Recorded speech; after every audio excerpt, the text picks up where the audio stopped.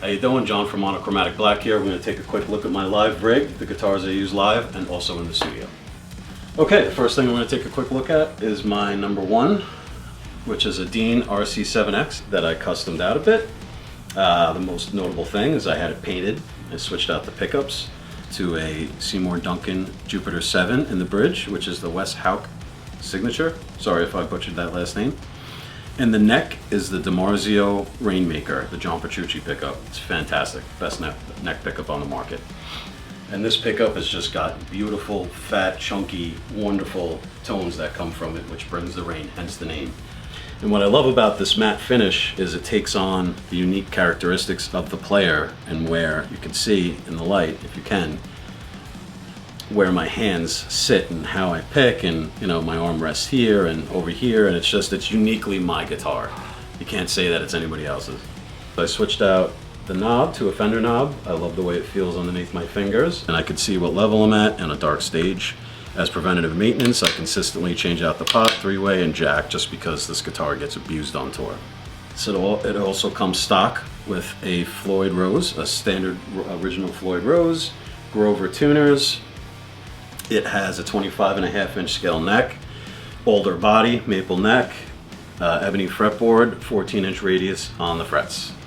Of course, I put on the glow dots because I can't see. As I get older, it's getting harder and harder to see on a dark stage, so this way when we start the set, I know where to put my fingers. As far as the Floyd Rose goes, I switched out the original black metal string blocks to the FU tone titanium string blocks, which add better sustain and will never break. I don't know if anybody out there played a Floyd and you tighten it off the screw and it just breaks, and then you're screwed and you have to replace it. The titanium will not break and it sounds great. One day I'll have the whole FU tone upgrade. I have Jim Dunlop strap locks, so this way she stays nice and together. Never had an issue. Strings, I use D'Addario NYXLs. It's a custom set. It's a regular 46-10 for the first 6 strings, and then on the top I use a 64 because of the shorter scale length. Helps the tuning stability and the tension. And yeah, that's it. That's my number one. Okay, so this is my number two, another Dean RC7X. Basically the same guitar, except for a few different changes. With this one, different paint job, different pickups. These pickups are the OG John Petrucci Crunch Lab and Liquefier DiMarzio pickups. These things sound amazing. And this bridge pickup is insanely hot, and it can be insanely quiet as well. It's just, in order for it to really truly get that aggressiveness, you have to pick really hard, and I play very hard, so it sounds amazing.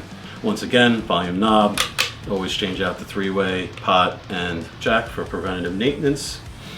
Can't forget the glow dots on a very dark stage. It is imperative that I see what I'm doing, so I always throw these things on all my guitars. They glow in the dark, they're great. Also with the Jim Dunlop strap locks, D'Addario strings. Because of the shorter scale length, I have to put a 64 on the bottom, and then from the 6th string down is a 10-46 standard NYXL. Okay, so now we're going to take a quick look at the pedals that I use for a live situation. So the signal comes in from the amp, hits my line 6 wireless, then goes into my TC Electronic Polytune, best tuner on the market, then into my Maxon OD808 overdrive. I have a couple of overdrives. I switch them out sometimes just for different flavors. At this point, I'm in love with this thing again. I always will be. It's a great pedal, fantastic pedal. Highly recommend it. And then that goes into the MXR Carbon Copy analog delay. It's the only effect that I use. I use it for some leads and for some of the clean tones when we have them in our songs. For a song like Solstice, or the clean section in Abaddon, or Dreamcatcher, I will use this, or the solo for Phosphenes. I'll change the settings a little bit to get the quicker delay for Phosphenes and closing the gates. And then it hits the ISP Decimator 2, which is the best noise gate on the market as far as I'm concerned. It doesn't affect your tone, it just keeps your rig quiet. I love it so much so that I have 2 running in this rig. And I'll get to that one in a minute. And then of course, just the standard EVH switcher. Always on 3 for aggro, and then 1 for the clean stuff, the pretty stuff. Okay, so now we're going to talk about my live rig, the actual amplifier. So what I'm using is an EVH 5153, the 6L6 version, 50 watt. You don't need 120 watts to play anywhere. You don't need 100 watts to play anywhere. For me, 50 watts is perfect.